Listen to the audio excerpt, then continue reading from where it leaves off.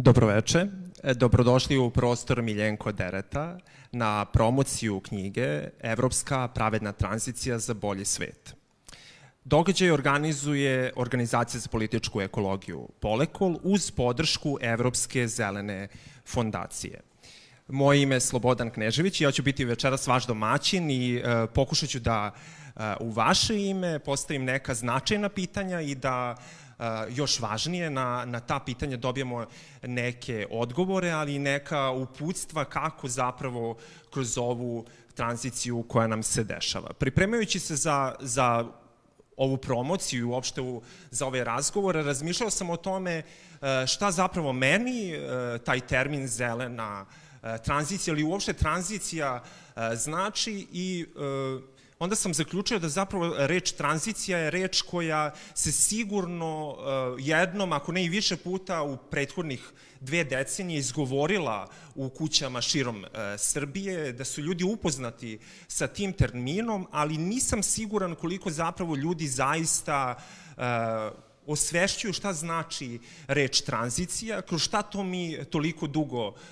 prolazimo i onda sam sebi dao zadatak da zapravo možda svojim prijateljima, komšijama, porodici, probam da dam neko objašnjenje šta je to tranzicija i onda sam zaključio da je zapravo tranzicija moć preživljavanja. I zaista to je najsličniji termin i onda sam video da je to i jedan izazovan termin. Mi se nalazimo u jednom modernom vremenu, sa svakog ugla nam vrebaju razni izazovi kao što su klimatske promene, kao što je industrijska revolucija, kao što je kriza biodiverziteta, stalne finansijske, političke krize u raznim delovima sveta, sada vidimo i krize i to ogromne i ovde u Evropi. I zapravo šta je ono što sam ja zaključio jeste da zapravo ta zelena, pravedna tranzicija treba da nam ponudi nekakve alate, znanja, veštine, kako da iz ovog trenutnog stanja dođemo u jedan bolji i solidarniji svet, u svetu u kome će vladati neka vrsta blagostanja. Ali da ne bih ja previše zaključivao, večeras predstavljamo sjajnu knjigu Evropska pravedna tranzicija za bolji svet. Knjiga je rezultat 3-godišnjeg rada na projektu koji se bavio pravednom tranzicijom u Belgiji, Španiji, Finskoj, Velikoj Britaniji, Hrvatskoj, Makedoniji i Srbiji. Knjiga je posebna po tome što ima panevropsku i globalnu perspektivu, gleda na pravednu tranziciju u širem kontekstu kroz zelene naočare. Sa nama su večeras sjajni govornici na ovu temu. Tu imamo veliku čast da je sa nama i autor i urednik knjige, Dirk Holemans, urednik i autor knjige, koordinator OIKOS, istraživačke organizacije iz Belgije i glavni urednik istoimenog časopisa. Pored toga, Dirk je doktorski istraživač na Univerzitetu u Antwerpenu, bio je član flamanskog parlamenta i 20 godina je bio aktivan kao lokalni mandatar belgijskih zelenih u Gentu. U okviru Evropske mreže aktivan je kao kopredsedavajući Evropske zelene fondacije. Dirk, hvala puno što ste večeras sa nama. Aleksandar Đorđijevski, osnivač i direktor Makedonske zelene fondacije Izgrej Sonce, više od 10 godina aktivan u oblasti zelenih politika u Makedoniji, regionu i Evropi. Dobroveče. I naša Ilva Marković, osnivačica Organizacije za političku ekologiju Polekol, aktivistkinja i konsultantkinja za zaštitu životne sredine u Beogradu. Trenutno je usmerena na održivo upravljanje prirodnim dobrima, a posebno na vodu kao zajedničko dobro kroz inicijativu Pravo na vodu. Iva, dobrodošla i ti. Ja ću krenuti gospodine Holemans, od vas. Moje pitanje za vas, da li možete da nam date da nas uvedete nekako u priču kroz vaše objašnjenje šta je to pravedna tranzicija, šta je to zelena pravedna tranzicija i kako se to u ovoj knjizi najbolje oslikava. Vi ste neko ko je prošao kroz sva poglavlja, autor ste nekih poglavlja, tako da možda bi nam bilo značajno da nam date vašu perspektivu pravedne tranzicije i da nas provedete kroz knjigu. Okay, thank you very much. I hope you can hear me. Yes. Because it's a bit strange now.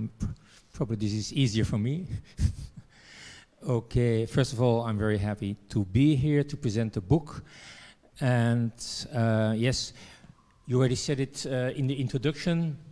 We are what scientists call, we are in a polycrisis, different crises at the same time. We have the COP happening at this moment in Egypt. Not really promising, but that's for another debate. And so it is, if you take all these different crises together, the ecological meltdown, the rising inequality, and also the other you mentioned, it is clear that we have to change the society and in our society, our economic model. So the society we have was built and is still resting on an extractive economy, taking resources from other parts of the world, exploiting people in our own society, exploiting people in different parts of the world. The European Union is trying to lead the way with the Green Deal, which is this kind of goal of becoming by 2050 the first carbon neutral continent by building a carbon neutral circular economy, and then it's important, without leaving anyone behind. And this is of course a crucial sentence because it's very possible to build a circular economy but increase inequality. It's not connected one by one. And so the just transition is a very core element in this radical change of the economic infrastructure of our society, because due to ecological meltdown, the change has to be very fast and very deep. And when a change has to be fast, there are two dangers connected with it. On the one hand, if you go very fast, the chances are very big that some groups stay behind, because you want to move fast, and a lot of groups that are already vulnerable in our society, that lack maybe financial capacities or some cultural capital, they will stay behind. Also possible due to certain policy measures, you will create new vulnerable groups, people that were maybe not so bad, but suddenly they're not able anymore to pay the bills of the heating of their house. The other danger, if you have to go fast, is every change induces resistance. It's normal, it's human. But if there's a lot of resistance, then of course there are chances it's more difficult to implement your policies, but also this discontent in society can of course be a breeding ground for authoritarian policies. So also this is something you have to take into account. So I find the wording, which is in the definition of the Green Deal of the European Union, not to leave anyone behind, I find it too passive. We have to take everybody on board, which is something different. And also you said it, I think it's very important to grasp the meaning of transition. Transition is system change. It's not, to give one example, if you would believe some, let's say, corporations, we can change and make our mobility system green by just replace all the current cars by electric cars. But then, of course, the people that cannot afford today a car, the group will even become bigger because an electric car is more expensive than a regular car we know today. We will destroy a whole range of areas, including South America, for all the metals we need. We still will have traffic jams and so on. And so this is not a just transition. This is a kind of example of the technological fix, which is always in the public debate. There's a problem, and with some technologies we can fix it, and we don't have to change societal relationships. We don't have to discuss power inequalities and so on. So just transition is really about system change, is about changing the systems we live in. It's about mobility, it's about energy and so on. And you can be critical about the European Green Deal, but it was also the first time that 10 different policy fields were in an integrated way connected with this long-term goal. So it's about finance, it's about farming, it's about mobility, energy and so on. And of course, but that's maybe for the other evening, it's not every goal will be reached of the Green Deal if they keep on doing like they're doing now. But for instance, as you probably know, the farm to fork strategy, which is on agriculture, is totally not being implemented because the distribution of the budget stayed the same as before. But back to just transition, maybe it's interesting to have a few words on the history, because it's also explained in the book. So the concept was developed by the trade unions that already in the 70s in the United States, where the first laws were introduced to get rid of extreme forms of pollution. Then of course the trade unions realized that maybe some companies will have to close because they are very polluting, and so we will lose jobs. And it's very interesting. Already very soon, the conservatives, they saw a possibility that, yeah, we can be against environmental regulation because it will kill jobs. And so the trade unions said we have to develop a counter-narrative that we need decent jobs, we need clean industries, and therefore we need funds. Funds for a just transition, so we can invest in new technologies, new ways of producing, and so we can create new industries. And I think that for the first 20 years was the main definition of what is just transition. It's also, it's really interesting. We really have to say thank you for the unions. They brought the topic on the table during the COPs, the climate conferences, and it took them many, many editions. And it was at the COP in Paris that they were able to introduce the concept of just transition in the texts of the climate treaty. So that's quite, I think, an achievement.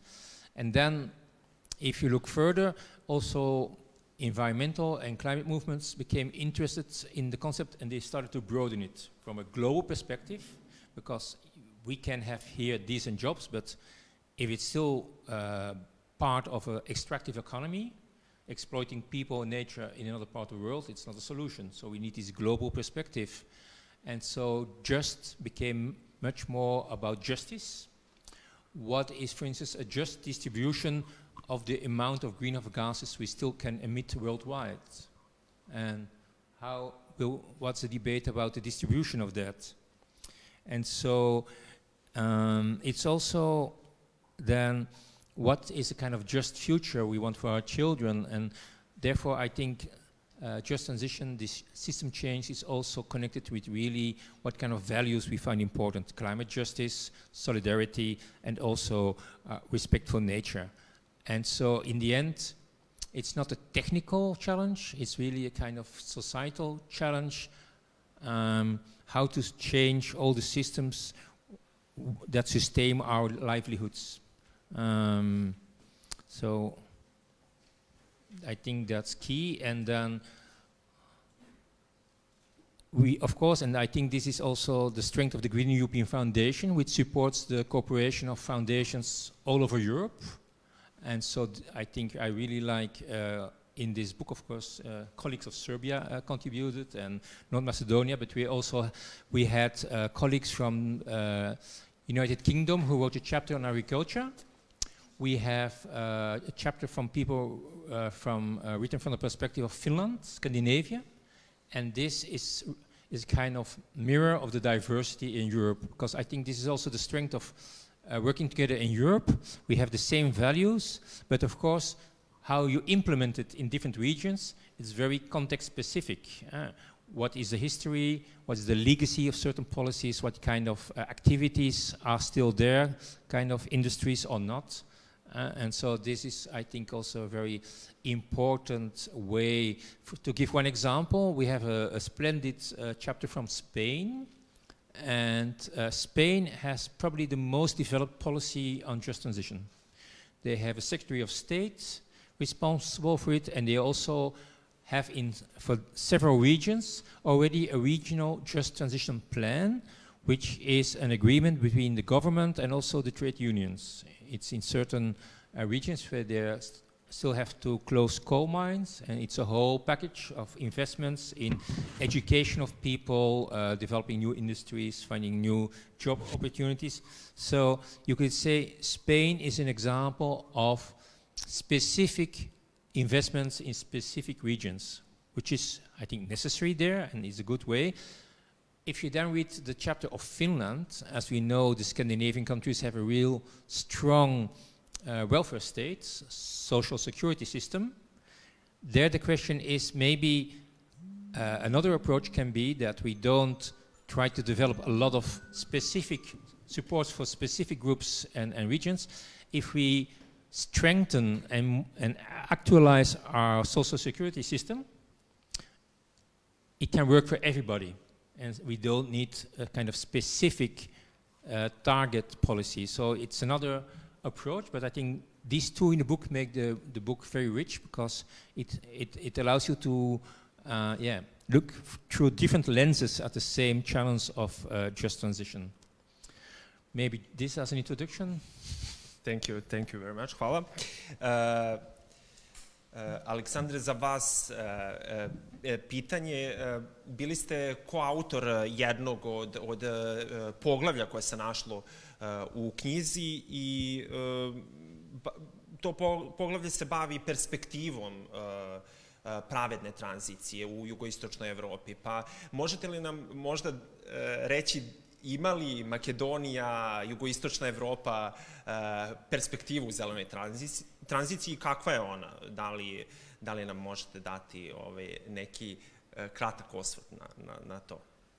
Pa da, mogu. Čujemo se dobro, tako? Ono što ima velike razlike od Evrope do jugoistočne Evrope, to je uvek tako, pa isto i u energetici. Prvo ono što je slika energetike koje imamo mi da kažem na Balkanu, mi proizvodimo jako prljavu energiju i evo kao za primjer ima i u knjizi da naših 16 ovdje u jugoistočnoj Evropi, naših 16 termoelektrana zagađuju više nego celi kontinent zajedno što zagađuje. To je znači užasni podatak. To je prvo je loše za nas, naravno za planetu, ali to ide isto i preko granice i u Evropi. To puno ljudi ne znaju da zagađenje iz uglja, tako beše ugalj, tako, iz uglja je obuhvata, to je stotine kilometara, hiljadnice oko tih regiona koji su kako da kažem, intenzivni u proizvodstvu od ovog resursa. Na Balkanu, evo recimo bivša Jugoslavija, mi proizvodimo otprilike 40% nam je od hidro, što nije zagađujuća, nije normalno i ona nije održljiva, ali manje zagađuje, a ono što je 50-60% dolazi iz uglja u svih država. Čak i oni što su u Evropsku uniju, kao Hrvatska, kao Grčka, kao Bugarska, oni su, može se kaže, čak i gori. Tako da ova tranzicija kod nas će da traje, mislim da će da bude duže nego u Evropi i sa ovim novim, kako da kažem, prilikama u energetici i Imamo dilemu da li će, jer je sve sad ono što smo ugasili termoelektrane kroz Evropu celu, ne samo kod nas, sad svi ih aktiviraju i onda se vraćamo možda decenijama nazad, sve one planove. Makedonija imala planove da do 2025. Ugasi bar polovinu od ono što su potencijali na termoelektrane, na uglja, da ih zameni sa solarnom i delimično sa onaj gas, što je bio jeftiniji tada, pre 5 godina, sada je užasno skup.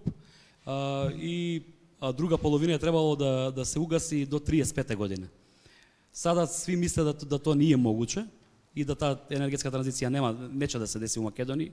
Ja prilike površno poznajem u Srbiji, nadam se da nije tako loše kao kod nas, ali treba će sad mnogo više vremena da se desi ova tranzicija i mislim da ovakve knjige i ovakve teme treba se diskutirati više i više pisati za ovaj aspekt, da bi možda i naseljenje populacija bude bolje informisana, da tranzicija ne znači ako idemo u održivo proizvodstvo, da je to žrtva za ekonomiju i za socijalu. To nije tačno i da, mislim da je dovoljno, da.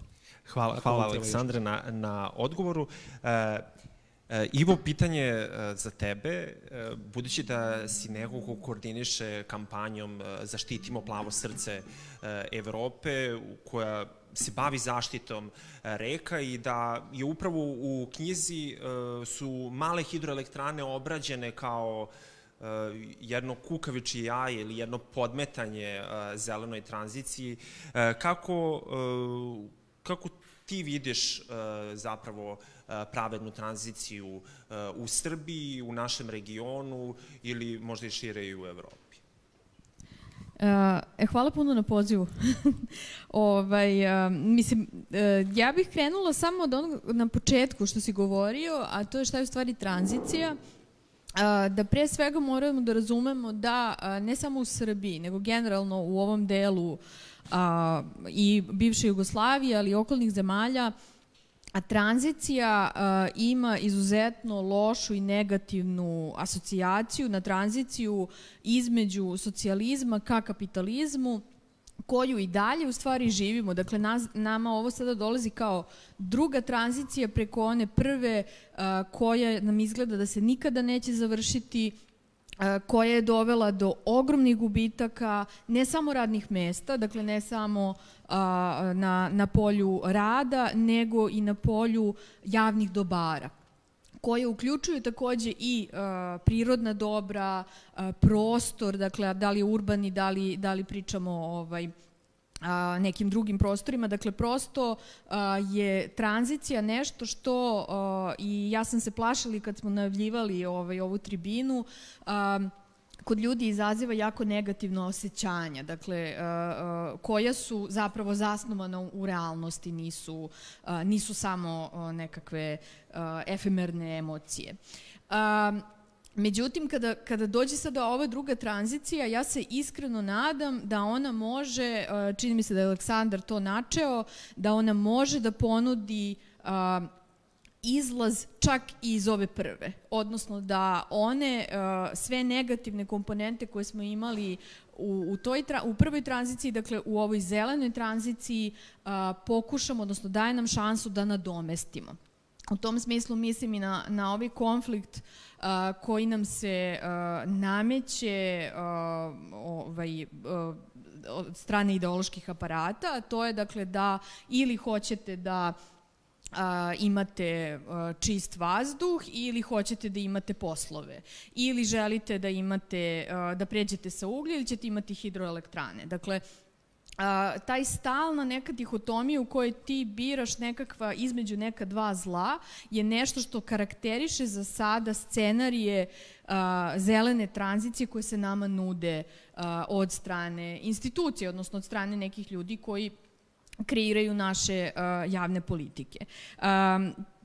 tranzicija, pravedna tranzicija podrazumeva, ovako za mene kako sam i ja razumela i pre nego što je Dirk, da kažem, više stručno objasnio, podrazumeva pravdu i solidarnost koja može imati različite svoje, ići u različitim pravcima. Dakle, jedno je ono osnovno zašto u stvari govorimo o tome jeste generacijska pravda, odnosno intergeneracijska pravda, gde shvatamo da možda sada mi ako imamo 60 ili 70 godina ćemo još uvijek imati ok pijaću vodu, moći ćemo da se grejemo i tako dalje, ali zapravo neki ljudi koji dolaze posle nas neće imati ne jednake, nego neće imati približno iste uslove za život, za razvoj, za sreću i sve ostalo.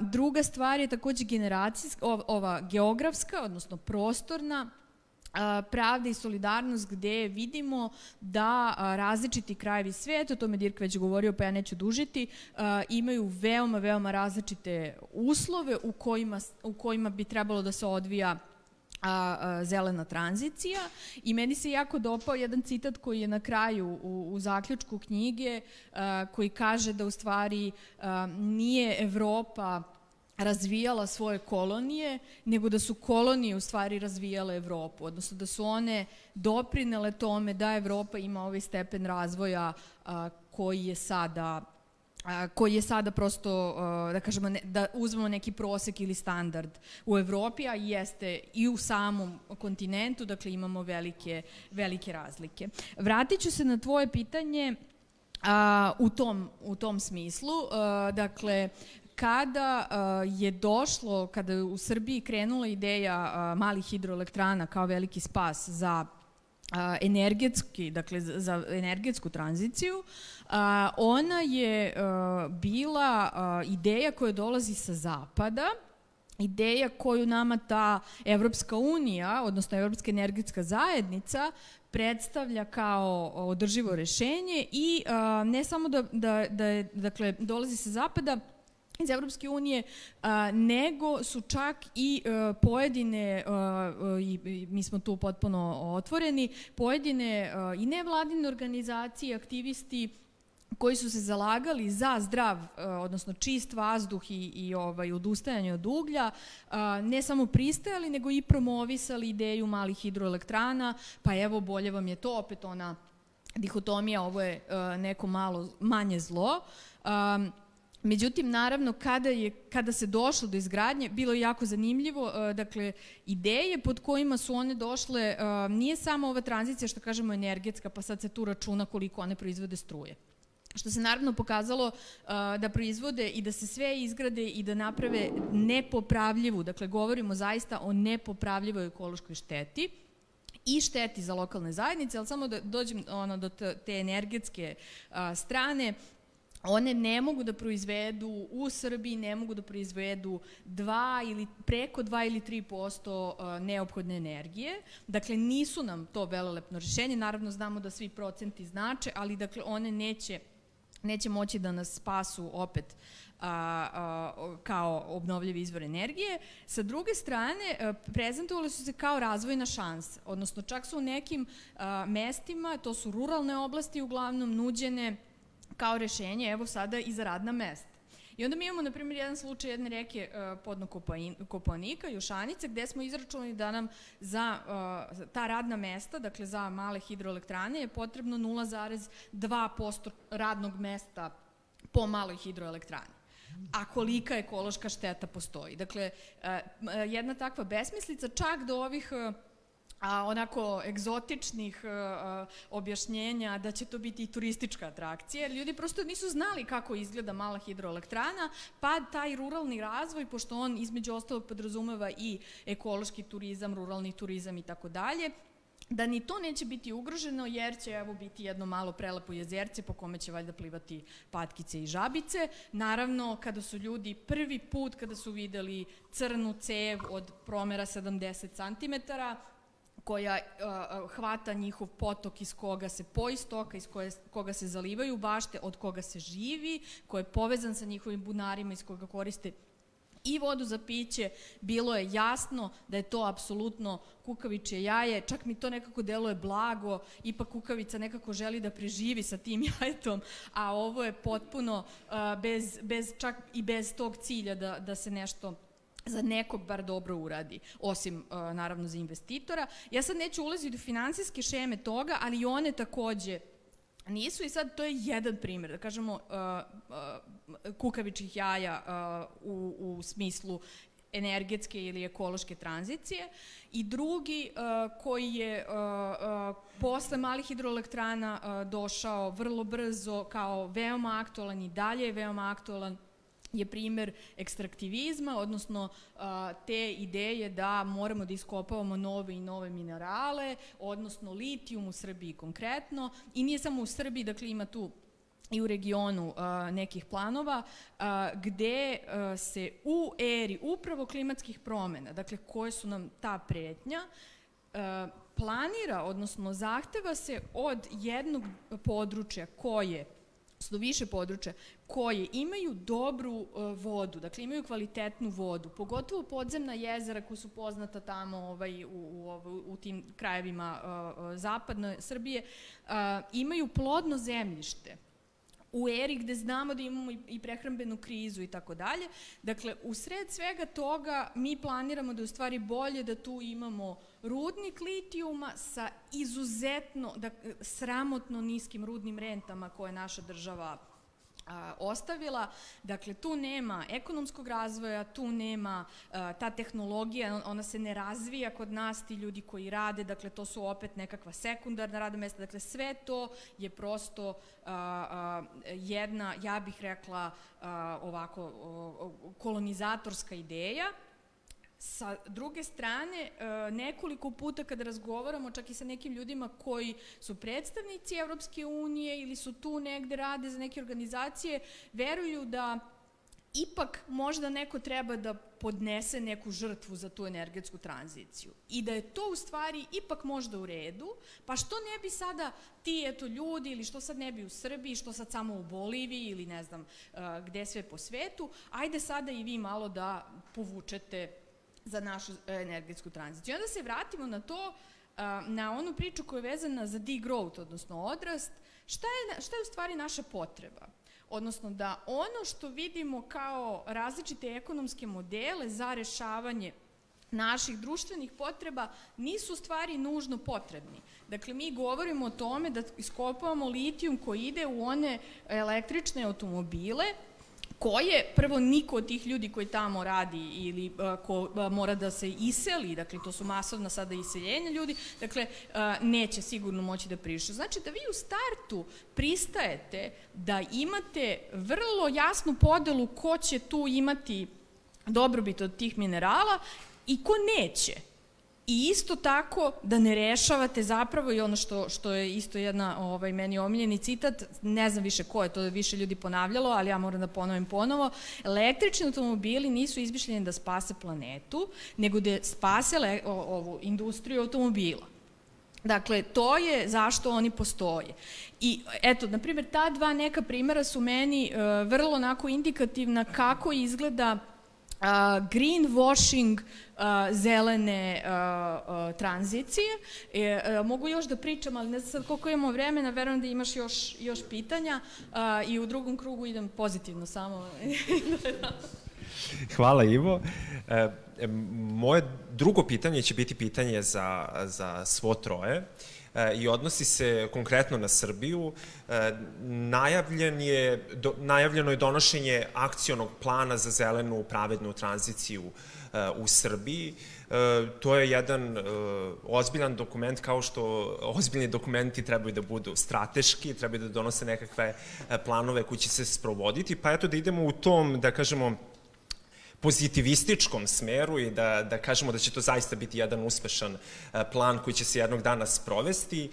Vi kao neko ko je sada trenutno u ovoj prostoriji i kod nas na Facebooku svo znanje ovog sveta na temu tranzicije i u ulozi ste eksperata, da li možete da nam kažete šta taj plan ne bi smeo da izostavi? Ili šta bi bio vaš savjet ukoliko bi sad ja mogao besplatno da vas angažujem u korist naše države, šta biste vi posavjetovali Srbiju, šta da ne izostavi iz tog plana? Možemo krenuti, Dirk, od vas, budući da ste vi trenutno, ako se Iva i Aleksandar slože, najveći ekspert, pa ćemo onda na pomoćnike.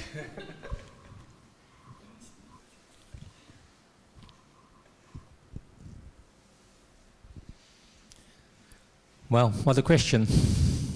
No, of course, I don't know your country, so it's very hard to say sensible things, but maybe I will formulate a critique on how the European Union is until now implementing just transition within the Green Deal, and maybe this could be a learning point, I think, for all countries. What you see is that within the Green Deal you have a just transition mechanism, and within it you have a just transition fund. It's not so big because it's for all member states, and it is clearly developed from the way to compensate certain regions that will lose some polluting industries. And there you could say, okay, there's a certain logic, but then what did we see recently? In its climate policy, European Commission wants to expand the system of tradable ETS system, tradable scheme of pollution rights to housing and transport, which means that if you do that without thinking, heating your house and driving with a car or other forms of mobility will become more expensive.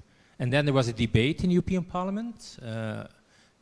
Among others, Green MEPs said that this is not just transition because you make life more difficult for certain groups. And then the Commission said, okay, then we need an extra fund, social climate fund. And so I think this compensation logic is not the right way to go, because then you develop policies that were already there for maybe decades, and then you realize, okay, some vulnerable groups will be hurt. We will try to compensate that. So I would say that the way of thinking what are the best social policies, climate policies, just transition policies, that are those policies that benefit the poor the most. So you have a different starting point. It's not only climate. We have to reduce emissions, of course, but what policies that reduce emissions do vulnerable groups benefit the most from? And then I think you get a different priority list. Then it's not about electric cars, because we have too many cars, but then you go to housing. How come that poor people live in badly insulated houses? How come that healthy food is so expensive?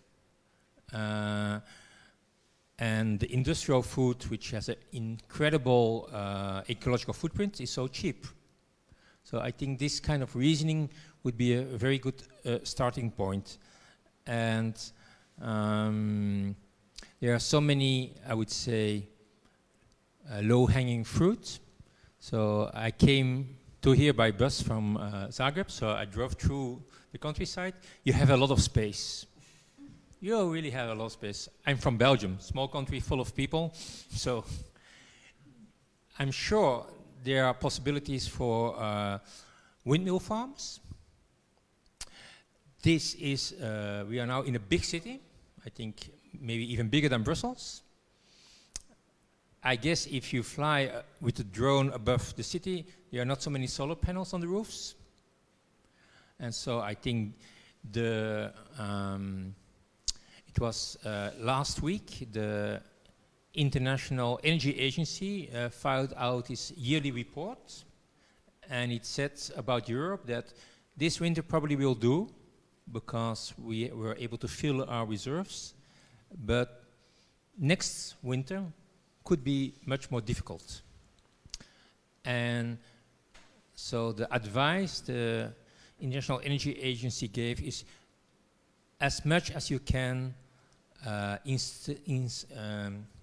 install heat pumps, insulate your houses, solar panels, and also they emphasize, and it's very funny they do that, the cost of renewables is going every year faster down than they predict.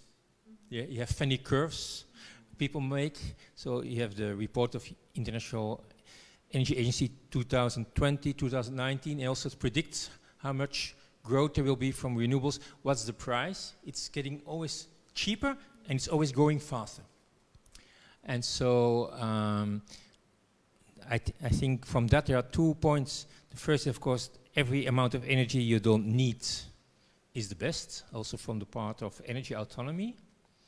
And the second is, and of course here the history is different than in Belgium, but we have to start to think and act again in a collective way. In Belgium and in many countries you have this kind of subsidy system. So we will give you a subsidy if you are wanting to insulate your house or put solar panels. This is a kind of market approach. They approach you as a client, and if you have the money and the buying power, you can do it. And the people that are already not able to have a decent house are not capable. So I think we need smart, bottom-up collective approaches, like one is what they call positive energy districts. We have one experiment in Ghent, the city where I live, where you include everybody living in the neighborhood. And you bring them together, and you say we will put solar panels on all roofs, not only the roofs where people are owning a house, but also the schools and the church, and we will share the energy. And with the current technology, it's totally possible. And so they installed a kind of local grid. Big batteries, and it's also interesting, it's a cooperation between the local government, the local energy co-op, the citizens, and private companies. So it's also this kind of interesting cooperation. And the result is that the people who live there have cheaper electricity because you have local grid stability. It's better for the national grid because it's much more balanced. And the people that are aware and part of the change is much larger. So I think you have the same in the Netherlands, where they try to have neighborhood by neighborhood get them rid of the gas. So people use gas to heat the house or cook, and so in a collective, in sort of collective action, they try to convince everybody. And then, yeah, there are different options. Either you go all electric, or you install a collective network for heating. That's dependent of where you are situated. But so get rid of this, what you could call the legacy of the first transition. This market approach. Everybody's a client. Everybody has to take care of its own future. Try to build again solidarity in the transition. I think this is what I would find key. Thank you. Aleksandre, isto je pitanje za vas, ali možda je dopuna pitanja. Da li Makedonija ima neki sličan akcioni plan za zelenu pravednu tranziciju? Da li postoji tako? Ako nema takvog plana u Makedoniji, onda savjet koji budete sada dali važi i za Makedoniju. Probat ću da ne ponavljam što su Iva i Dirk pre izlagali. Tačno je, svaka država treba da ima onaj plan za pravednu tranziciju, to je istina. Eto, vidimo da je sad i Srbija to. Nisam upoznan sa detaljima plana, ali to što se nadam ja, da će da taj plan da stavi akcent na određene stvari.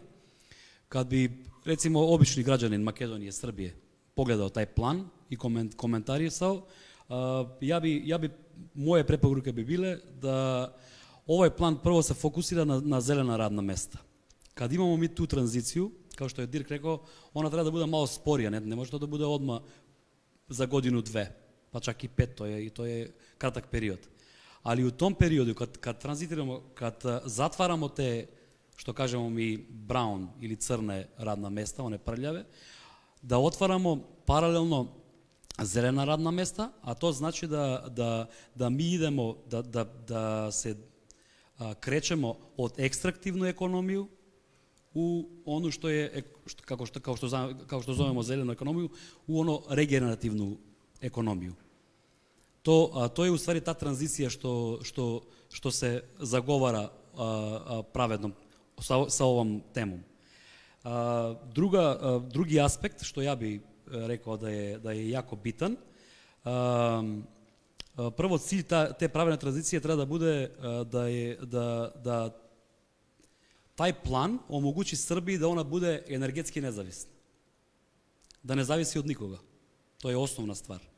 To je dobro i za ekonomiju, za stanovništvo i za socijalu. I naravno za ekonomiju je užasno dobro. Ali isto u tu tranziciju treba da se stavi akcenat što više da se proizvodi energija. Nije bitno da li je ona toplinska, električna ili bilo koju vrstu energije, da ona bude proizvedena lokalno.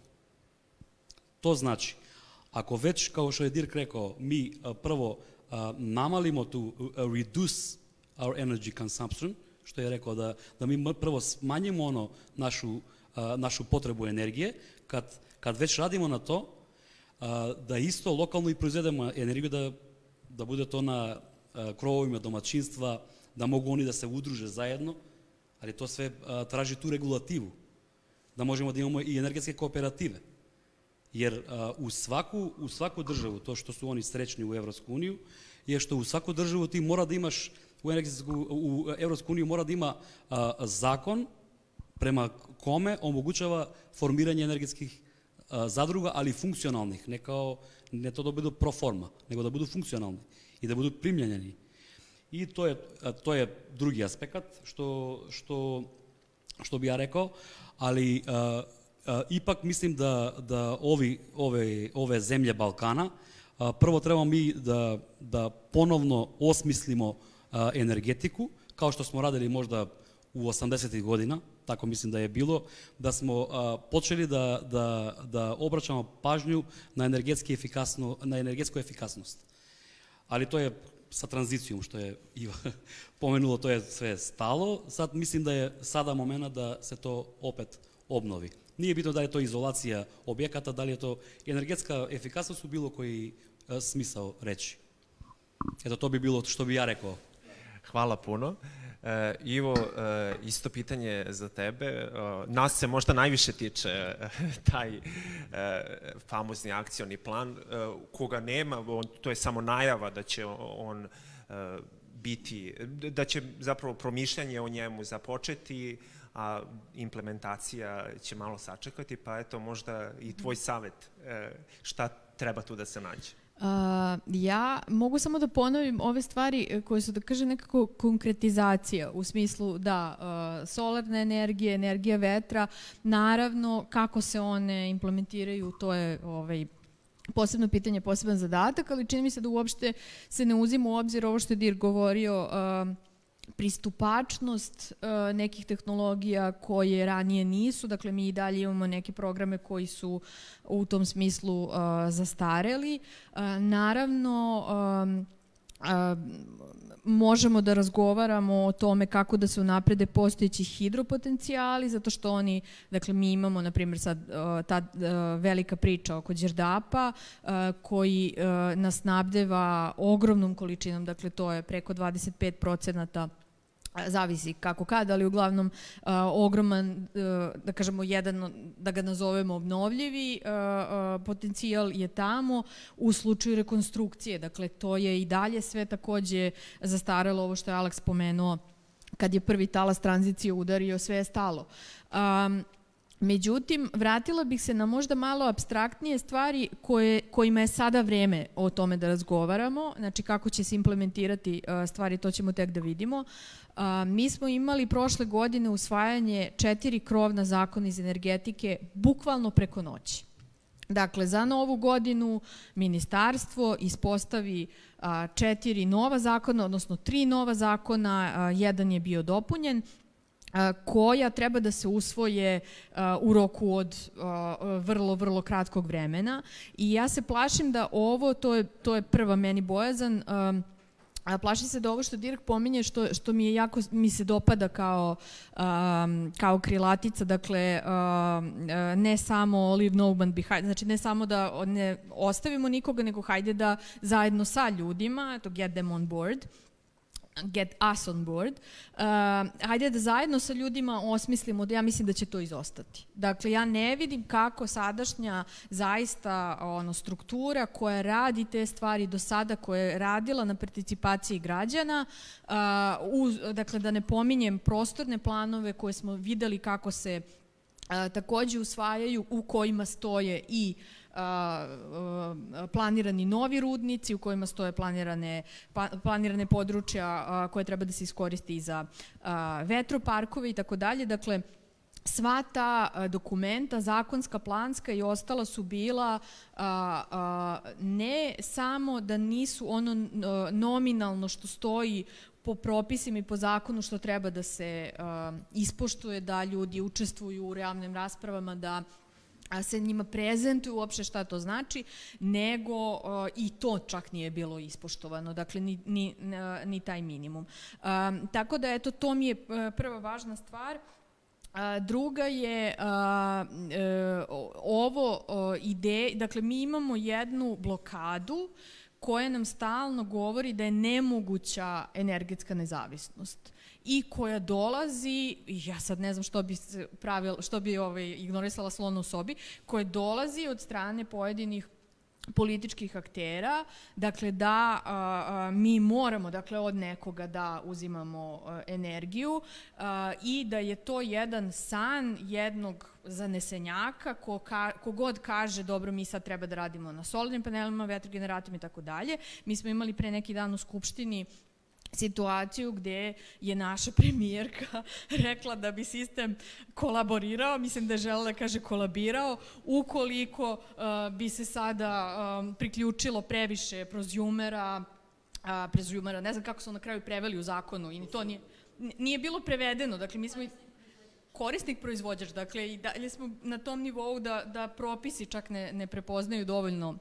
takve aktere, ali postoji, dakle, svetlo i svetlo je upravo ide opet od ljudi, kao i u svemu u životnoj sredini izgleda, opet od samih građanki i građana koji se organizuju. Imamo primer ove prve zadruge koja se zove Elektropionir, koja na primjeru baš na mestima koji su bila najpogođenija malim hidroelektranama, odnosno, da kažemo, najpoznatije, po tome sva su mesta pogođena, ali na Staroj planini, gde su se vodile bitke protiv neobnovljivih i neodrživih izvora energije, da sada se, na primjer, jedna škola sredi, odnosno bivša škola, dakle da postoji rad sa zajednicom i da ljudi zapravo mogu od toga da vide da je moguće uraditi nešto. Jer mislim da je stvarno na tom, vraćam se apstraktnom nivou, dakle mislim da postoji blokada da je nemoguće, koja je politička, ideološka i tako dalje,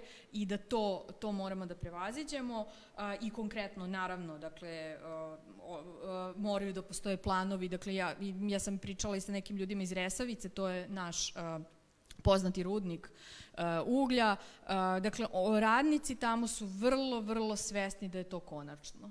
Znači, oni gledaju kako se na onim listinzima subvencije povećavaju iz godine u godinu, po nekoliko puta su se povećali koliko one rade subvencije i shvataju da to prosto nije održivo, da se taj sistem i dalje nekako vuče, da ne bi došlo do kolapsa, ali da sigurno neće moći da radi. I vraćam se na energetsko siromaštvo. Skoro je izašlo neko istraživanje, nisam ni stigla detaljno da ga pogledam, gde je Srbija jedna od vodećih zemalja po energetskom siromaštvu, gde je ova priča o osnovnim stvarima kao što su izolacija domova, javnih zgrada, čega god hoćete, dakle, da to i dalje uopšte nije tema na našim lokalnim politikama, to zaista može, evo, da se radi na nivou grada, opštine, sela ili bilo gde.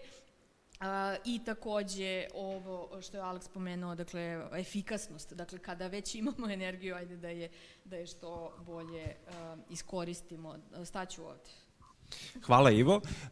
Ja bih sad ovu ulogu moderatora ove tribine prepustio našim gostima u sali. Tranzicija, da. Tranzicija moći. Pa ukoliko imamo neko pitanje iz publike, evo imamo jedno, Žaklina, molim, imamo 2 pitanja, 3 pitanja. Molim vas da kažete kako se zovete i da postavite svoje pitanje. Ok, pa dobro, Jelena Savić. Nisam pročitala knjigu, ne znam tačno ni šta je sadržaj, zapravo nisam videla kontent. Ali sam htjela samo da pitam da li je adresirano pitanje položaja romske populacije i, mislim, energetskog siromaštva s kojim se suočava ta populacija ovde. I pitanje za gospodina... Hoćemo da skupimo pitanje? Da, možemo. Okay, hello everybody, and Dragan Jonic from Ecological Uprising, which is actually an activist wing of the political organization Together. Anyway, I'm not here to advertise, but just to point out to 2 words in the title of the book you compiled. To me, it's most important is just and world. How do you see, I would like you, Kirk, to answer, how do you see this? I mean, don't we take too much Eurocentric approach? So please elaborate if possible. English or Serbian? Može, ok. Ja sam Milica Lukić, istraživač na Univerzitetu u Beogradu.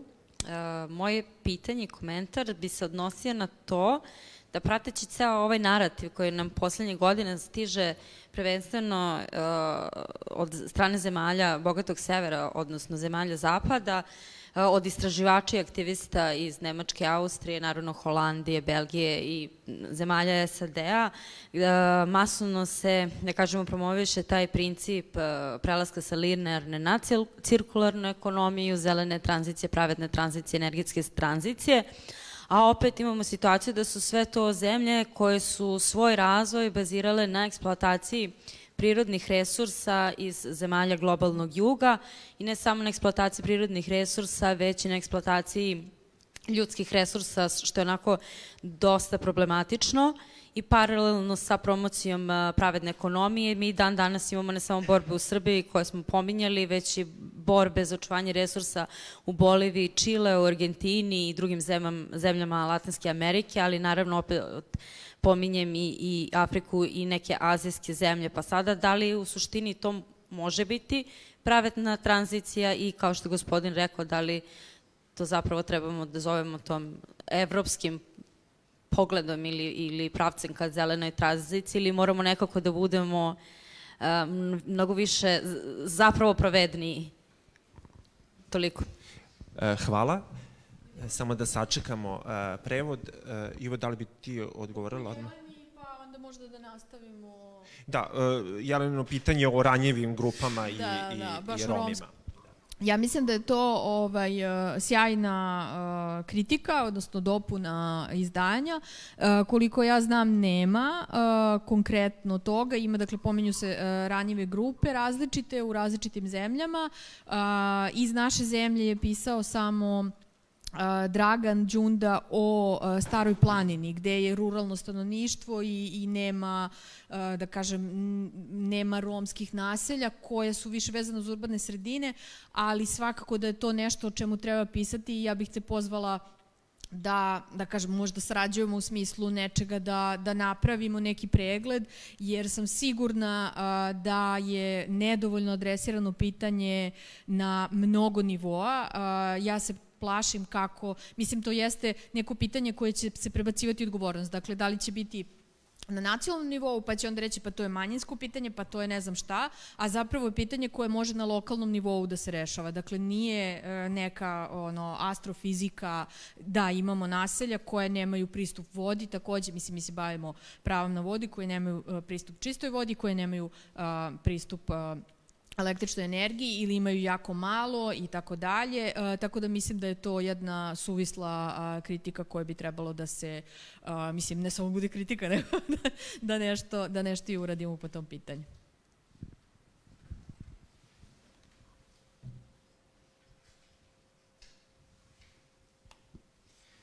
Okay. It's interesting, these different remarks.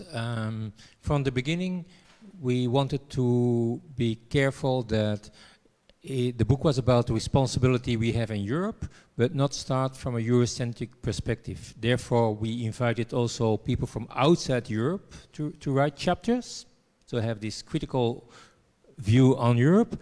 At the same time, we chose this title. We need a just transition in Europe, but not only for Europe, for a better world. So this was a bit the reasoning.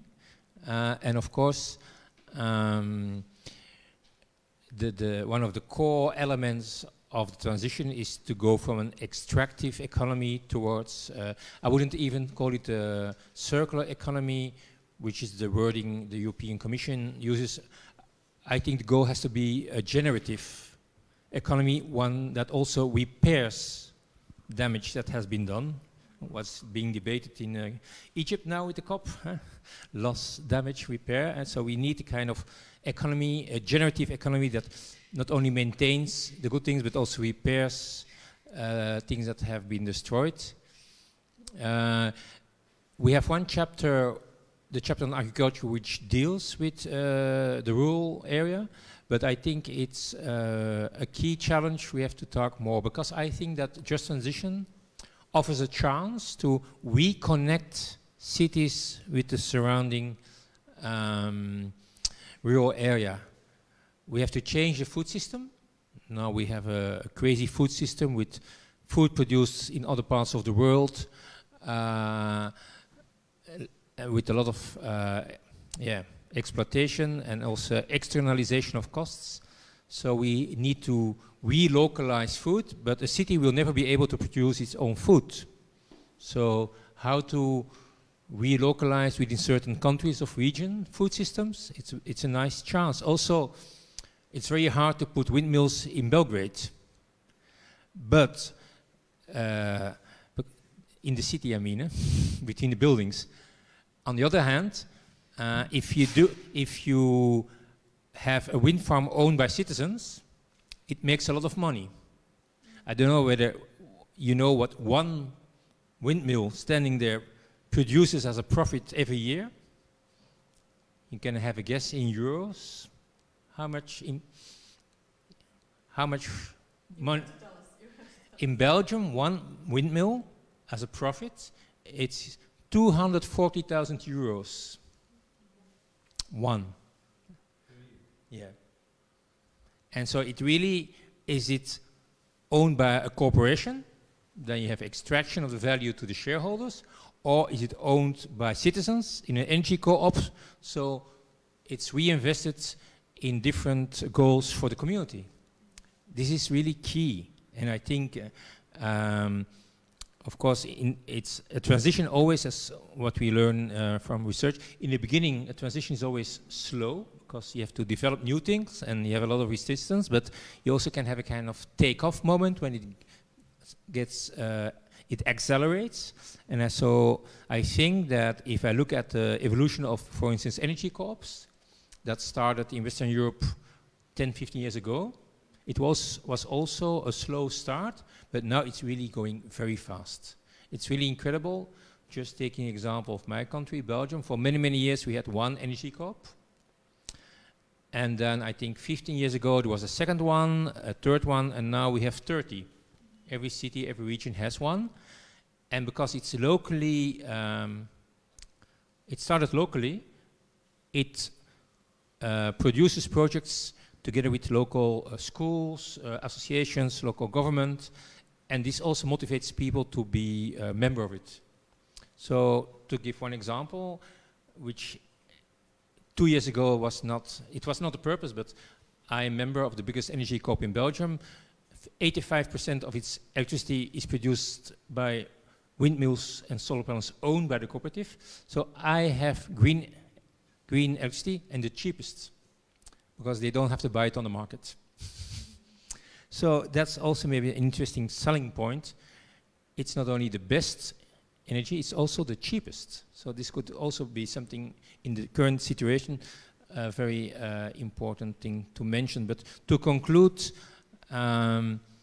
yes, we have to think from a global perspective, and if one thing is certain, we have to end as fast as possible our extractive economy, and therefore we really need not only to talk about efficiency, we have to talk about sufficiency.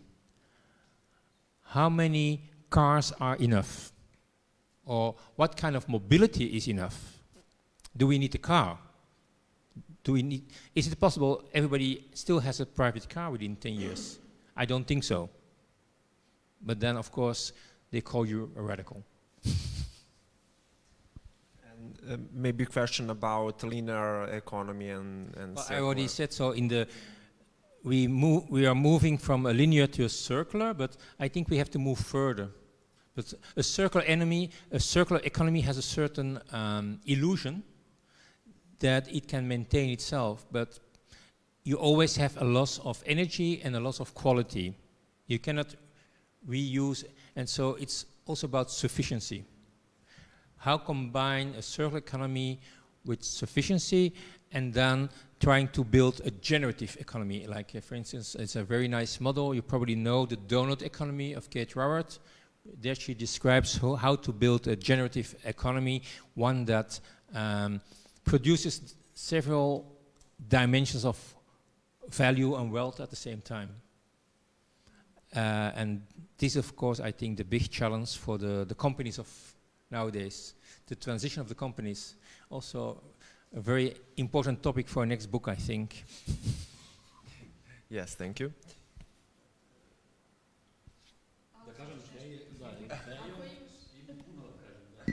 Dobro, ja mogu ovako da vas malo isprovociram za možda više pitanja. Ovako, jer region je tu negde. Mentalitet je, ja bih rekao, identični, neko kaže slični, ja kažem identični. I problemi su nam zajednički, sve te stvari. Moja organizacija, Sunrise, što kažu u Evropsku uniju, mi kažemo iz Gresonca, kao što je rekao moderator. Mi smo imali, naša inspiracija da radimo na pravednu tranziciju i energetsku demokratiju je bilo pre 5 godina kad smo se u stvari i sa Dirkom počeli da radimo zajedno. Imalo jedan moment kad smo shvatili da te energetske zadruge, što oni formiraju, to je jako jednostavna stvar kad mora da ih država pusti da rade, jako jednostavna stvar. Imalo je jedno selo, mislim da je bilo to u Belgiji, to je obično selo od 1500 kuća, oni su jednostavno samo stavili u zadrugu po 1000 evra i dobili ono što je veternjaču. To su 1000 evra, mislim da i za naš standard to nije jako puno da investiraš u energetiku. Mislim da nije jako puno novca i za naš standard. Onda su, recimo, posle 5 ili ne znam koliko godina, investiraju, videli su da uspostavili sistem zadruge, to je jako bitan moment u ovih koncepta ekonomskih, međusobno su se sinhronizirali, pa onda investirali u drugu. Pa evo, sad imaju i solarne panele. Hoću da kažem da treba da se pazimo i sa ovim planovima pravedne tranzicije, što sad rastu na Balkanu, da oni moraju to da urade državna administracija i sve, jer dolazi do ono što je Iva pomenula, greenwashing of the just transition funds i sve te stvari. Ja ne znam kod vas kako je, kod nas već imamo investitora od ne znam tamo 200 miliona evra. Ja sam siguran da je taj Francuzin ili neki Nemac, mislim da su i Francuzin i Nemac, oni dobili te pare delom od ovih fondova evropskih. A to nije pravedna tranzicija. Kad jedan investira, bolje bi bilo da naša zemlja iskoriste iste te pare od Evropske unije, a da mi stavimo na krovova domaćinstva i možda uradimo i neku kooperativu usput, recimo, nije bitno. Hoću da kažem da treba da se pazimo baš u ovaj period što dolazi, jer svugde je isto, u Evropi je isto. I kod njih imaju oni problema sad sa energetskom krizom. I svako to plasira kao da sad je neizbežno, sad mreža ne može da primi ovo proizvodnja i sve neke takve izgovore se nalaze i kod njih isto i kod nas isto. Ali treba da, kako da kažem, da ne padamo na fint. Da znamo, da pročitamo. Možete da pročitate naš aspekt, ovo što je Srbija, Makedonija, Hrvatska od 95. stranu, imamo tamo nekih 15 strana, otprilike da vam ako imate vremena da pročitate, bit će vam interesantno i možda će vas onako zagolicati da malo više istražite. Hvala na odgovorima. Imamo još jedno pitanje. Izvolite.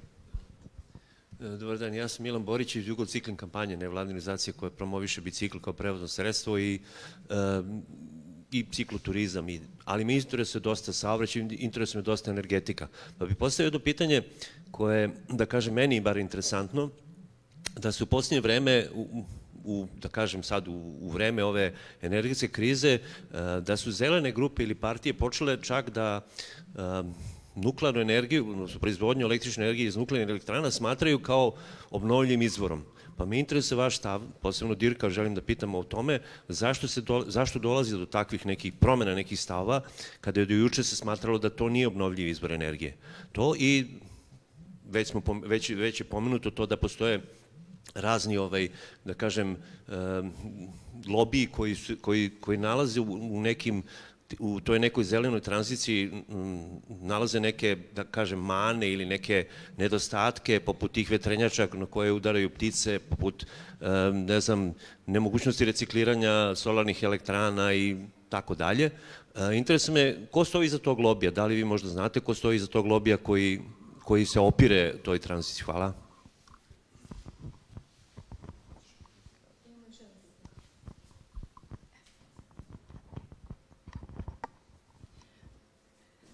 Čini mi se da je za nas možda ovde najinteresantnije da nekako skiciramo strukturu u odnosu na koju bismo mogli da uopšte započnemo neki širi društveni dijalog na temu pravedne tranzicije. A u Srbiji je to posebno problematično ako razmišljamo o značenju tranzicije kao o promeni strukture, jer je naša struktura problematična. I sad vi na nešto problematično treba da kreirate nešto što bi trebalo da bude stabilno i održivo.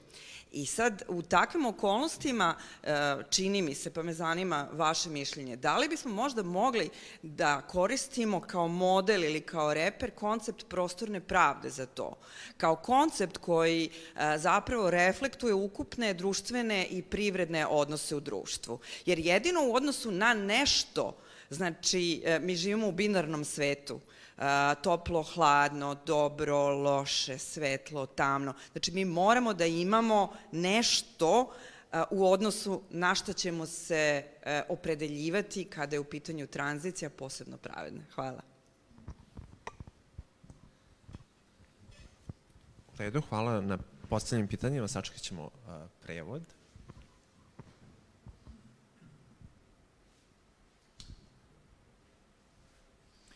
Concerning the first question, whether you are in favor or against nuclear energy, it's not renewable. You need resources, you need mining. It's not renewable energy. And one small detail, most of the uranium comes from Russia, which you've also found out in Belgium, so it's a small problem if you really want to get energy autonomy. So I think for the rest there are many debates around it, but it is very clear if we want to prevent ecological collapse, we have to reduce our emissions the coming 10 years. So with all respect, even if you're in favor of nuclear plants, which I'm not, but imagine you're in favor, look at the ones you're building, trying to build in Finland and so on. Yeah, it takes 20 years and costs 3 times more than planned. So it is not a solution. While at the same time, as I said, the cost of producing renewable energy installation is going down, down, down. So it's also. So I think this is really the future we have to insist on. It's also the cheapest and where it makes the biggest profits. The second question I found a bit more difficult to understand, but I think one of the things that is key in just transition, which is also the ILO, the International Labour Organization, has written 2 important documents about just transition, and a key element is social dialogue.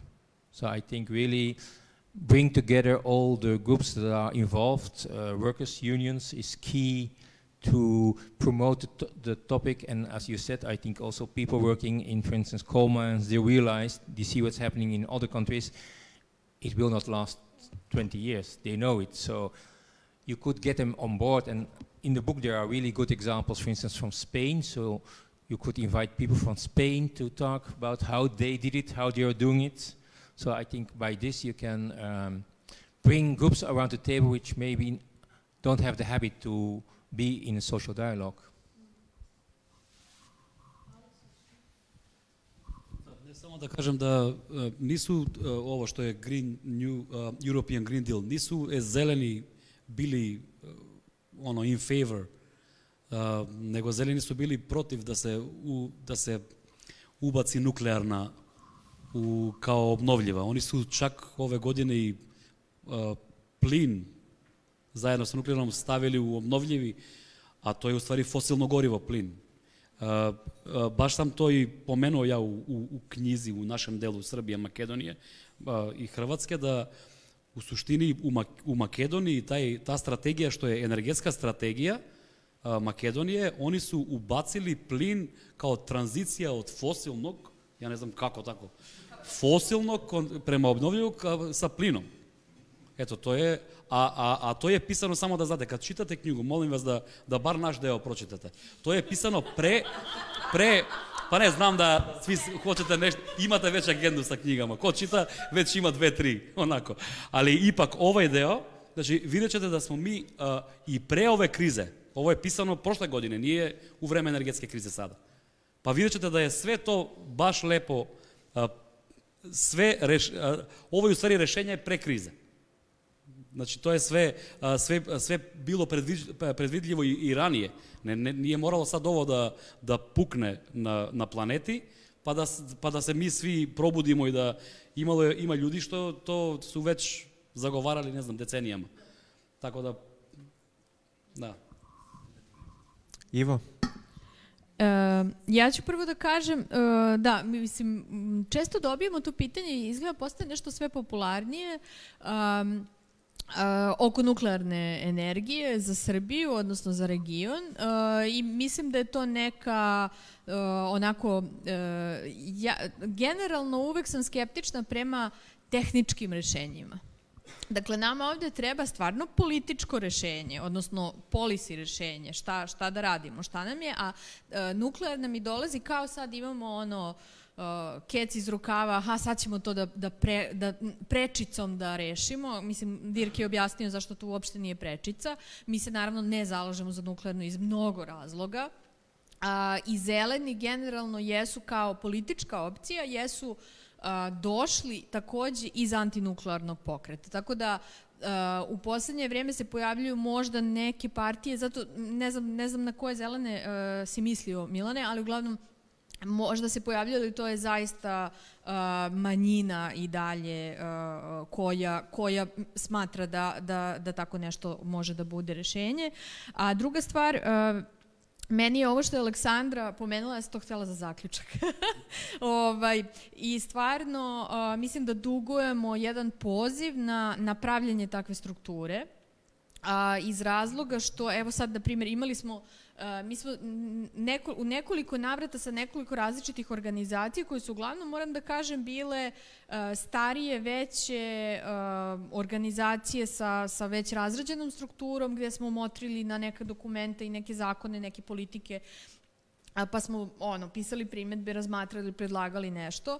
Međutim, na primjer, sad ovaj akcioni plan za ove zakone krovne o energetici prosto nismo stigli, dakle to nas je tako sačekalo, ali ne bi bilo loše da osnujemo nekakav, kako god to izgledalo, ali zajednički front gde ćemo da motrimo kako se to, ne kako se sprovodi, nego kako se uopšte formira, ko piše to, jer mi za masu od zakona mi ne znamo ko je pisao to, dakle odakle je to došlo. I da učestvujemo, da pokušamo da učestvujemo, ali ne za sebe. Dakle, ne sad šta Iva Marković misli o, ne znam, na primjer, nuklearnoj energiji, to mislim da malo ljudi briga. Ali da vidimo zaista da pokušamo da uvučemo to aktivno društvo koje i tekako briga kako će izgledati, da li će moći da napravi energetsku zadrugu, da li će ona zaista moći da funkcioniše unutar ovog sistema, a ne na marginama ili van sistema. Tako da, ajde... Tako je. Dakle, prvo je informisano mišljenje, ali onda i da imaju neko mišljenje da ono bude prezentovano, zastupljeno u pravljenju takvog dokumenta, ali ja se plašim čak da tu opet malo kasnimo, ali prosto je ono, znate svi sami kakva je situacija. I ja moram da iskoristim priliku, izvini Slobodane, pošto znamo kakva je situacija sa svim našim aktivizmima i čini mi se da su ovde dosta drugovi i drugarice iz tog polja takođe. U petak u 17 časova takođe se okupljamo u KC gradu i pričamo o generalno mentalnom zdravlju aktivista, aktivistkinja, ali zapravo o održivim strukturama. Odnosno kako da ono što možemo, ne možemo da poboljšamo strukturno naš položaj. Dakle, to je možda nešto, možda za neku godinu budemo napravili sindikat, organizacija, aktivista i ostalo, ali za sada da vidimo kako možemo unutar naših kolektiva da pomognemo da oni budu održivi. Izvijem se, ali morala sam da pozovem ljude. Mislim da je tema jako važna i da se dosta ljudi u njoj pronalaze. Hvala Ivo na tom podsjećanju. Planirali smo da pozovemo ljude, ali ti si to uradila na divan način, tako da hvala ti. Da, nemamo više prostora za pitanja. Hvala vam na dobrim, kvalitetnim pitanjima. Mojim sagovornicima hvala na divnim odgovorima, na lepoj večeri koju smo zajedno proveli ovde u prostoru Miljenko Dereta, ali i na Facebooku. Ja se nadam da su ljudi uživali. Ono čime bih ja zaključio ovo veče jeste možda nešto što me inspirisalo dok sam slušao moje sagovornike, jeste to da znači niko izostavljen, svi na toj nekoj liniji, pa moj savjet vam je da se popnete sami na taj brod, grebite i rukama i nogama, nemojte čekati da vas neko izostavi pa da ga kritikujete, nego moramo se izboriti za to svoje pravo da ne budemo izostavljeni, tako da eto, pridružite se pravu na vodu, Polekolu, drugim raznim građanskim inicijativama, da prosto niko ne bude izostavljen. Hvala vam puno, pročitajte knjigu.